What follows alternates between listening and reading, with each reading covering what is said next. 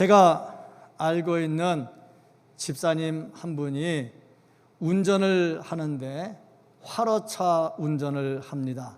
살아있는 물고기를 운반하는 화로차 운전을 하는데 운전하는 속도가 굉장히 빠릅니다. 다시 말해서 과속을 많이 한다 하는 거죠. 웬만큼 좋은 승용차가 따라가지 못할 만큼 이 생선 물고기 실은 트럭인데 엄청나게 달려요. 제가 질문을 해봤습니다. 아니 집사님, 위험하게 왜 이렇게 빨리 달리십니까? 하고 질문을 했더니 답은 간단해요. 왜냐? 화로차 운전하는 사람이 여러 사람 있는데 누가 먼저 도착하느냐에 따라서 돈을 버느냐 못 버느냐 그게 달라진대요. 자, 그러고 보니까 뭐 1분, 2분 사이에 돈을 빨리 벌기도 하고 못 벌기도 하니까 막 운전하면서 생명을 걸고 운전하는 것 같아요. 뭐든지 결정이 빠르면 득되는 게 있습니다. 주식이 막 올라갈 것 같으면 얼른 사면 돈을 많이 벌겠죠. 좀 생각해보고 생각해보다가 다 오른 다음에 사면 손해보겠죠. 이것을 보면 신속하게 움직여서 득이 되는 것이 있고, 또 어떤 때는 너무 빨리 해서 생각이 짧아가지고 손해를 볼 때도 있습니다. 그리고 보니 빨리 할 것은 빨리 할 때 좋고, 신속하게 할 거는 빨리 신속하게 해야 되지만 생각하고 할 것은 좀 생각하고 해야 되겠다. 근데 그때 신중하게 뭐를 빨리 할지, 뭐를 신중하게 할지 선택하는 것이 그렇게 쉽지는 않은 것 같습니다. 우리나라 사람들은 이 빨리라는 단어가 많이 익숙해져 있습니다. 외국에 여행을 가면, 특별히 성지순례 같은 데 가서 뭐 물건을 사기 위해서 물건 파는데, 기념품 파는데 가면요, 그 사람도 한국말 좀 합니다. 다는 못하는데 몇 개 해요. 그 중에 하나가 빨리빨리 그렇게 합니다. 빨리 사가지고 가라는 얘기죠. 빨리 하던데, 우리나라 사람의 대표적인 단어가 빨리빨리로 되게 급한 걸로. 지난번에 태국 가서 봤더니 태국의 음식점에서 한국 사람들을 그렇게 좋아한대요.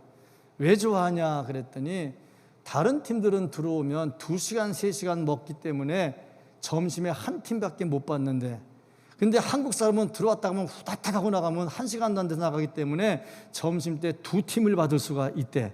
참, 그래서 한국 사람들 너무 좋아한대. 그러고 보니까 빨리빨리 하면 좋아하는 팀도 많이 있는 것 같아요. 우리가 빨리빨리를 좋아하다 보니까 우리나라 경제도 빨리빨리 잘 성장하는 그런 기쁨도 좀 있습니다. 근데 빨리 하다가 보면은 역시 부작용도 나오게 되더라. 그렇다면 우리가 빨리 해서 좋을 것 중에 진짜 빨리 할 것이 무엇이 있을까? 오늘 말씀을 보니까 16절에 빨리 가서 하는 빨리라는 단어가 나옵니다. 무엇을 빨리 해야 될까? 첫째로 좋은 소식은 빨리 전해야 된다. 천사가 목자들에게 나타나서 아기 예수 탄생의 좋은 소식을 전해주면서 빨리 가서 하고 말을 합니다. 빨리 가라 하는 말씀을 합니다. 빨리 해서 좋을 거, 복음을 접하면 빨리 가서 전해야 된다. 엘리사 시대 때에 이스라엘 백성들이 아람 군대에 의해서 포위가 됐습니다. 먹을 것이 없어서 성내에서 이거 다 잡아먹다가 나중에 애까지 잡아먹었습니다. 정말 어려웠지요. 그때에 하나님께서 아람의 군대를 하룻밤에 물리쳐 주십니다. 이것을 밖에 있던 나병 환자들이 이렇게 죽으나 저렇게 죽으나 마찬가지니까 아람 군대에 가서 항복하고 밥이라도 얻어먹자. 그리고 가서 보니 아람 군대가 아무도 없는 거야. 다 물건 놓고 도망가 버린 거죠. 하나님께서 밤새 쫓아버린 겁니다. 그래서 얼른 배부르게 실컷 먹고 뭐 돈 되는 거 다 주머니 챙겼겠죠. 그러면서 하는 말이, 야, 이러면 안 되겠다. 성 안에서는 굶어 죽는데 이 소식을 빨리 전하지 않으면 안 되겠다. 그래서 얼른 전하죠. 빨리. 좋은 소식은 빨리 전하는 것이 좋다. 열왕기하 7장 9절 보면 나병 환자들이 그 친구에게 서로 말하되 우리가 이렇게 해서는 아니 되겠도다. 오늘은 아름다운 소식이 있는 날이거늘 우리가 침묵하고 있도다. 만일 밝은 아침까지 기다리면 벌이 우리에게 미칠지니 이제 떠나 왕궁에 가서 알리자. 좋은 소식은 빨리 알려야 됩니다. 예수님의 탄생의 좋은 소식 빨리 알릴 수 있는 우리 모두가 되기를 주의 이름으로 축복합니다. 예레미야 선지자는 어땠느냐? 예레미야 20장 9절 말씀 보면 내가 다시는 여호와를 선포하지 아니하며 그의 이름으로 말하지 아니하리라 하면 나의 마음이 불붙는 것 같아서 골수에 사무치니 답답하여 견딜 수 없나이다. 뭐 견딜 수 없는 거야. 전하지 않으면 견딜 수 없는 거야. 예수님의 탄생의 소식을 전하기를 축복하고 전하지 않고는 견딜 수 없는 은혜가 있기를 주님의 이름으로 축복합니다. 목자가 이 예수 그리스도의 탄생의 소식을 들은 다음에 빨리 갔어요. 빨리 가서 빨리 전해야 되겠죠. 만약에 천천히 가면 예수 탄생한 다음에 다른 데 가버리면 못 보잖아. 그리고 자기들이 천사들의 소식을 들었다고 했는데 가서 보니 딴 데 가고 없어. 그러면 천사 소식이 거짓말이 될 거 아닙니까? 그래서 빨리빨리 움직였다. 그러면 예수님의 탄생의 소식이 왜 기쁜 소식이냐 하는 거죠. 예수님의 탄생이 왜 우리에게 기쁜 소식이냐? 첫째, 모든 죄가 해결이 되었기 때문입니다. 예수 그리스도 외에는 우리의 죄를 해결할 분이 없어요. 예전에 물은 물이고 산은 산이다 했던 불교계의 그 거장 성철이라는 사람이 나름대로 구원을 얻으려고 노력을 했죠. 안 되는 건 안 되는 겁니다. 왜냐하면 오직 길, 진리, 생명은 예수 그리스도밖에 없기 때문에 그렇습니다. 예수님은 우리의 모든 죄를 다 해결하셨습니다. 둘째로 예수님은 우리의 구세주가 되시기 때문이다. 누가복음 2장 11절 말씀을 보면 오늘 다윗의 동네에 너희를 위하여 구주가 나셨으니 곧 그리스도 주시니라. 구주가 나셨는데 그리스도 주시야. 오직 예수님만이 문제를 해결해 주고 우리를 구원해 줄 수 있는 분이다 하는 거죠. 그래서 예수님의 탄생이 기쁘고 좋은 거예요. 셋째로 예수님의 탄생은 평화의 왕으로서의 탄생이기 때문에 그렇습니다. 세상은 전쟁으로 시끄러워지고 사람 사는 게 피곤해집니다. 그런데 예수 그리스도께서 평화를 주러 오십니다. 그래서 예수 그리스도를 바라보면 평화란 단어가 그냥 나오지요. 평화 평화로다 하늘 위에서 내려오네. 이 찬송이 막 절로 나오죠. 예수 그리스도 이 땅에 오셨는데 우리에게 평화를 주러 오셨습니다. 그래서 그 예수 그리스도의 탄생은 우리에게 복된 소식이고 복된 소식, 좋은 소식이니까 빨리 가서 전해야 된다 하는 겁니다. 내 주변에 예수 그리스도의 좋은 소식을 빨리 전할 수 있기를 주의 이름으로 축복합니다. 자, 그러면 빨리 전할 때 무엇을 전할 것이냐 하고 보니까 자기가 아는 것에 대해서는 모두 다 전해야 되겠다. 내가 아는 것은 다 전해야 되겠다. 그러고 보니 내가 뭘 아는가? 예수 그리스도에 대해서 임마누엘 예수 그리스도를 올바로 알아야 되겠다. 전하려면 바로 알고 전해야지 제대로 알지도 못하면서 전하면 엉뚱한 일이 일어납니다. 사람들이 누가 그랬대 막 말을 전하는데 제대로만 전하면 문제가 안 생겨요. 그런데 제대로 못 전하고 엉뚱하게 전하면 반드시 문제가 생깁니다. 근데 목자들은 어떻게 했느냐? 천사가 전해준 말을 들은 대로 자기들이 본 대로 그대로 다 전합니다. 내가 체험해 했으니까. 자기가 보지 못했으면 못 전하겠죠. 듣지 못했으면 못 전하겠죠. 그런데 그날 본 대로 들은 대로 그대로 다 전합니다. 자, 그러면 목자가 전한 예수 그리스도는 과연 어떤 분인가? 우리가 예수 그리스도의 탄생의 기쁜 소식을 전해야 되는데 예수 그리스도의 어떤 것을 전해야 되는가? 첫째, 예수 그리스도의 탄생은 역사적인 사실이라 하는 겁니다. 신화가 아닙니다. 어떻게 사람이 결혼도 하기 전에 여자가 남자를 모르는데 애를 낳을 수 있느냐? 이건 신화다. 이렇게 말하면 안 되는 거지요. 예수님은 역사적으로 다윗의 혈통에서 구약에 예언한 대로 이 땅에 태어나셨습니다. 둘째로 예수님은 성령으로 잉태되었다 하는 겁니다. 왜 예수님이 성령으로 잉태되어야 했느냐? 그 이유는 우리를 구원하려면 죄가 없어야 되는데 남자와 여자가 결혼해서 아이를 낳게 되면 유전죄가 성립이 됩니다. 그러므로 이 죄가 없기 위해서는 성령으로 잉태되어야 된다. 그래서 예수님은 우리의 죄를 용서하시는 죄가 없는 분으로 오기 위해서 성령으로 잉태가 되었습니다.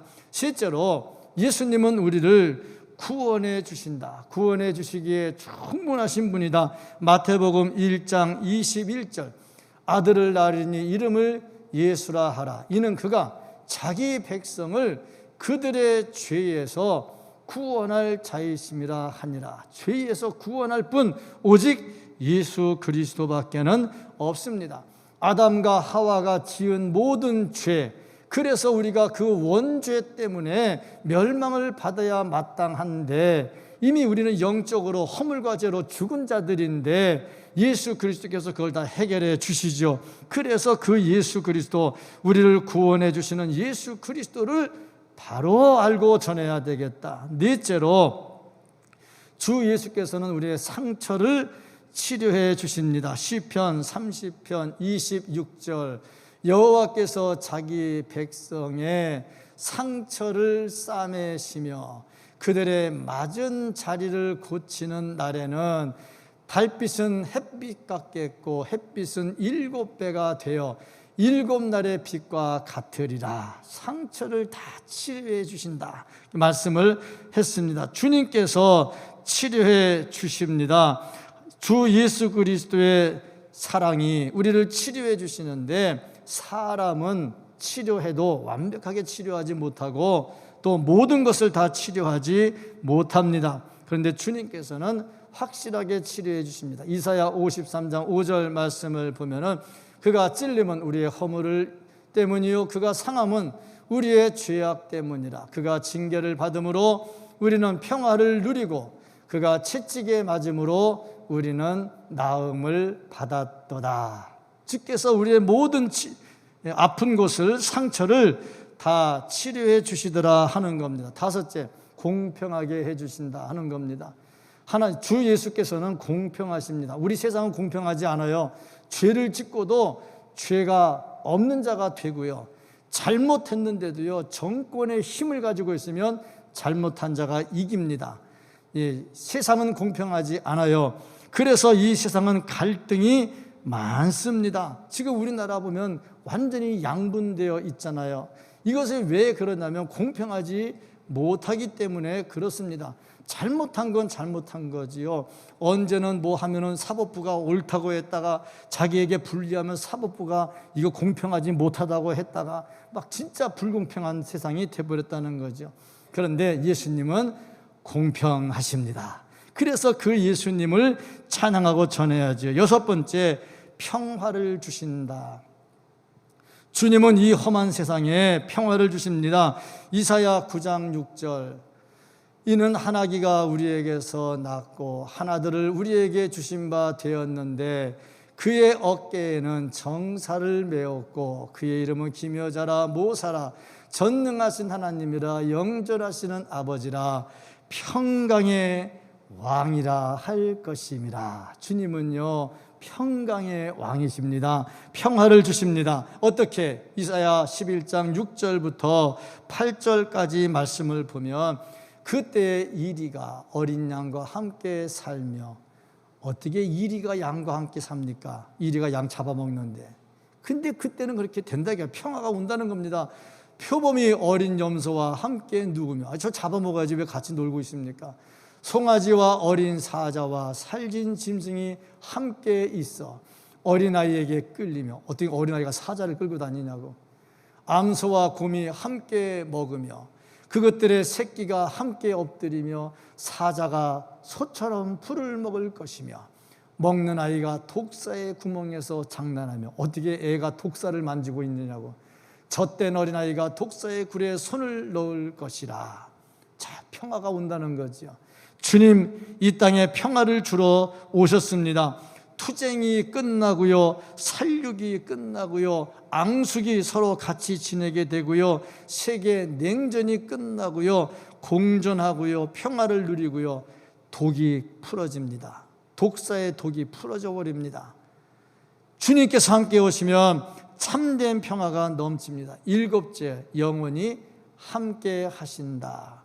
주께서는 우리와 함께 하십니다. 마태복음 28장 20절, 내가 너희에게 분부한 모든 것을 가르쳐 지키게 하라. 볼지어다 내가 세상 끝날까지 너희와 항상 함께 있으리라. 항상 함께 있어요. 그러니까 이 예수 그리스도가 이런 분인 것을 알고 그 분을 널리 선포해야 됩니다. 주님은요, 죄인들과 함께하고요, 주님은요, 잃어버린 자들과 함께하고요, 주님은요, 고난당하는 자들과 함께 하십니다.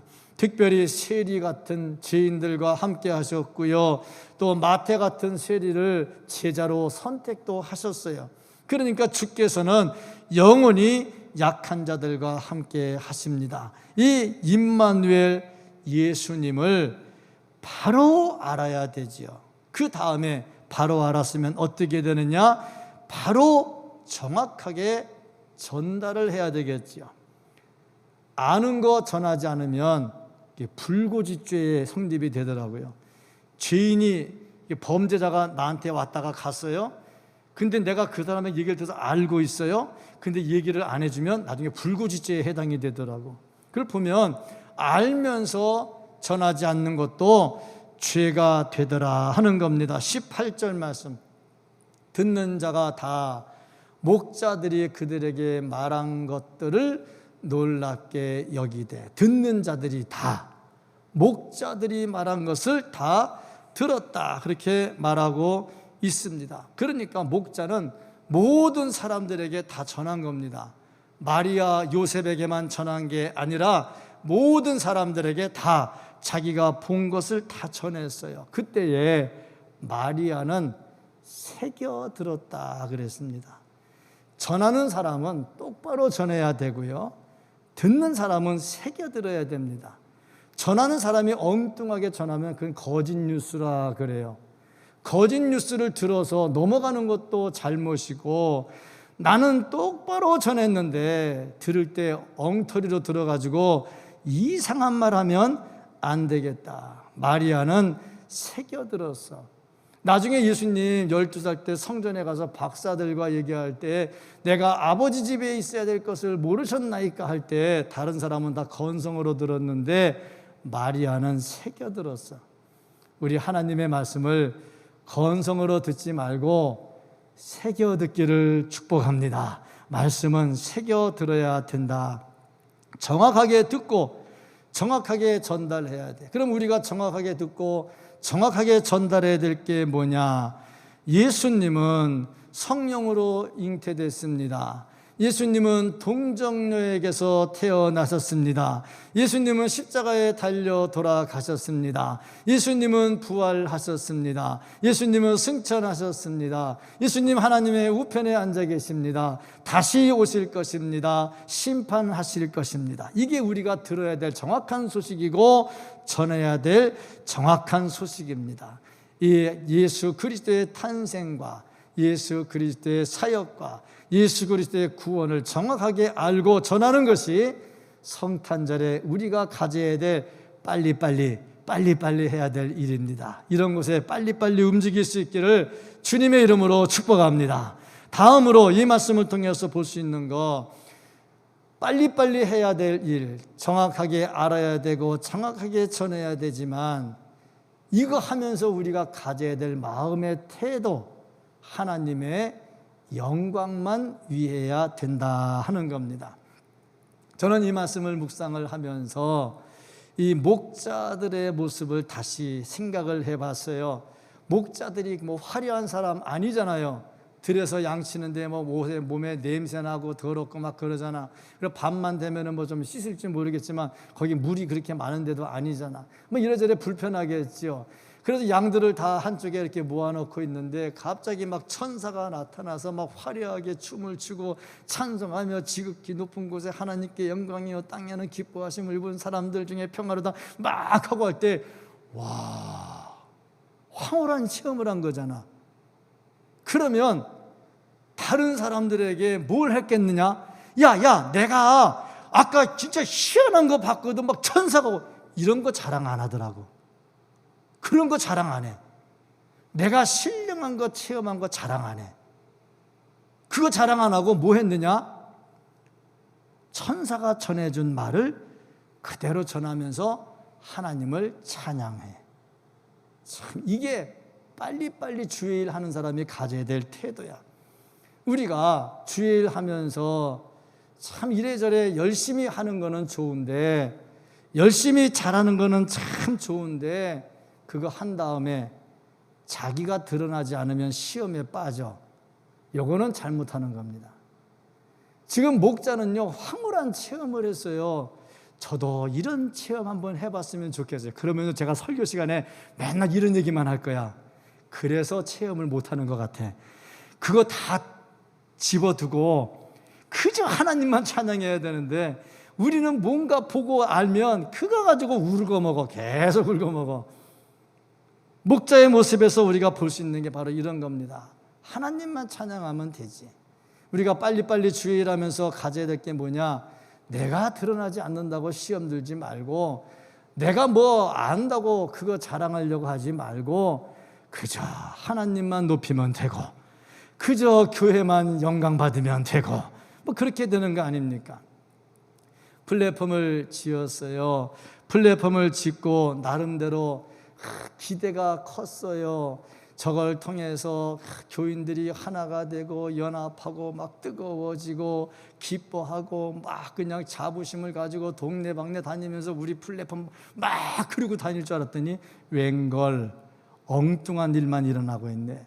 코로나가 와가지고 코로나 때문에 이건 뭐 제대로 움직여지지도 않아. 그리고 교인들이 막 하나가 돼서 이게 카페에 모여서 막 왁자지껄하고 와 이제 우리도 여기서 교제할 수 있다 막 그럴 줄 알았더니 웬걸 이상한 소리는 자꾸 들리고 말이죠.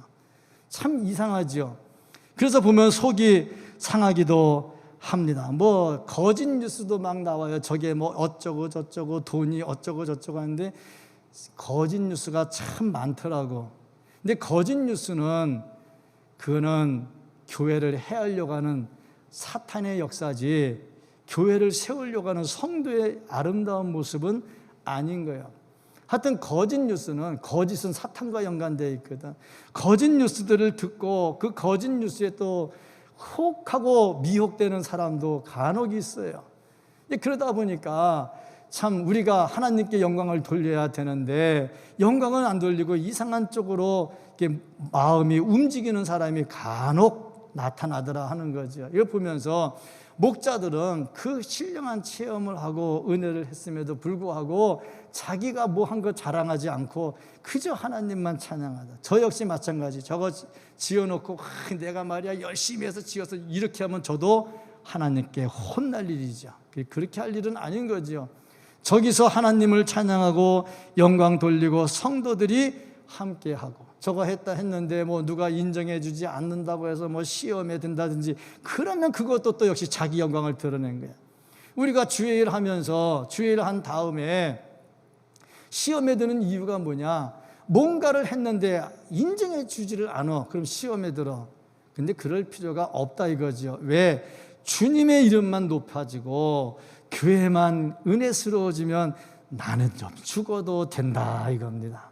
근데 그게 안 되니까 자꾸 내 존재를 드러내려고 하니까 문제가 생기더라. 그래서 보면은 막 거짓 뉴스가 난무하게 되지요. 우리나라도 보면 거짓 뉴스가 얼마나 많습니까? 참 이 인터넷에 이렇게 보면은 와, 뭐 이런 일이 있어 막 그러고 흥분하다 보면 거짓 뉴스야. 뭐 그런 것들 참 많지 않습니까? 뭐 어디 가나 사람 사는 세상은 다 그렇습니다. 누가 이렇대, 누가 이렇대, 목사가 이렇대, 장로가 이렇대, 권사가 이렇대. 가서 보면 거짓 뉴스 천지거든요. 그게 누가 만들어내는 거냐? 사탄이 교회를 해하려고 만들어내는 뉴스들이죠. 이런 것들을 구분할 수 있어야 돼요. 예수님 탄생이 이런 거짓을 물리치고 참을 선포하기 위해서 오신 겁니다. 그 중에 죄로 인해서, 거짓으로 인해서 다 무너진 세상을 예수님이 오셔서, 진리 대신 예수님이 오셔서 참으로 가르치고 세우기 위해서 오신 것입니다. 그래서 예수님의 탄생은 모든 거짓을 물리치고 예수 안에 진실로 하나가 되게 하는 데 있습니다. 이렇게 탄생하신 예수 그리스도의 은혜가 우리 모두에게 충만하기를 주님의 이름으로 축복합니다. 목자는요, 다른 거 안 했어요. 오직 아기에 대해서만 전했습니다. 17절. 천사가 자기들에게 이 아기에 대하여 말한 것을 전하니. 자, 이 아기에 대해서 말한 것만 전해. 자기가 받은 뭐 황홀한 것은 안 해, 얘기 안 해. 사도 바울도 그랬잖아요. 3층 천을 구경하고 왔어요. 천국을 봤다는 얘기입니다. 그런데 일체 얘기를 안 하잖아. 근데 요즘은요, 진짜 갔다 온 건지 그냥 갔다 온 건지 내가 갔다 왔다고 막 저마다 책도 쓰고 막 간증도 하고 난리가 나요. 사도 바울은 안 했습니다. 오직 하나님만 높였습니다. 오늘 목자들도 보니까 별로 배운 것도 없는 사람들 아닙니까? 목자들이 뭐 학력이 있었겠어요? 경력이 있었겠어요? 애들 때부터 엄마 아버지 밑에서 양 키우는 거나 배워가지고 그런 목자들이겠지. 그런데 그 황홀한 체험을 했음에도 불구하고 체험한 것을 자랑하지 않고 하나님만 높였다는 겁니다. 예수님 이 땅에 오셨잖아요. 이 땅에 오셔서 당신을 높이지 않았잖아요. 하나님만 높였잖아요. 빨리 우리가 해야 될 게 뭐냐? 제대로 알고 제대로 전하고 좋은 소식은 전해야 되는데 그러면서 하나님만 높여야 됩니다. 이것이 진정으로 예수님의 탄생을 보는 사람들의 모습입니다. 이렇게 예수님 탄생을 높이 찬양하는 사람들, 그 본심이 있으면 다른 거 조금 못해도 본심이 그러면 하나님은 사랑해 주십니다. 제가 어느 글을 읽었는데 성탄을 축하하면서 연극을 했답니다. 애들이 연극을 했는데 마리아가 애를 낳으러 갔는데 잠잘 곳이 없어. 여관을 두들겼는데 없어요, 가세요. 없어요, 가세요. 뭐 그런 연극을 한 거야. 근데 애들 다 했는데 거기에 조금 얘가 조금 모자라는 애가 하나가 있었어. 그런데 같이 교회 나오는 애인데 걔를 뺄 수는 없어. 그래서 고민하다가 대사가 제일 짧은 거 딱 한 구절만 그애한테 맡겼어. 그게 뭐냐면 여관 방 주인역. 방 없어요. 그거 한마디 딱 맡겼어. 방 없어요. 그래서 그걸 하는데, 연극을 하는데 그 여관방 주인 맡은 약간 지능이 부족한 애가 여관방 주인으로 딱 문 열고 누구세요? 하는데 마리아가 제가요 지금 이렇거든요. 애가 나오려고 그러는데 있을 곳이 없어요. 제발 저 있을 곳 좀 하나 주세요. 그러니까는 예, 내 방으로 들어오세요. 그랬다. 그 연극의 개판이 돼버렸어요. 그런데요, 교인들은요 은혜를 많이 받았대요. 본심이 좋으면요 좀 틀리면 어떻습니까? 탄생하신 예수님이 언제 뭐 좋은 방법만 찾았겠어요? 그렇지 않겠어요? 빨리빨리 우리가 해야 될 일이 뭐냐? 예수님의 탄생의 좋은 소식은 전해야 되고, 제대로 알고 제대로 전해야 되고, 이 세상에서 정말 주님의 은혜를 입은 자로서 예수님의 소식을 전하는 겁니다. 이 모든 은혜가 우리에게 충만하게 임하셔서 코로나가 막는다 해도 아름아름 예수님의 소식을 전하고 예수님의 탄생의 소식이 이 세상을 가득 덮을 수 있는데, 한 획을 그을 수 있는, 한 부분을 담당할 수 있는 우리 모두가 될 수 있기를 예수님 이름으로 축복합니다. 아멘. 기도하겠습니다.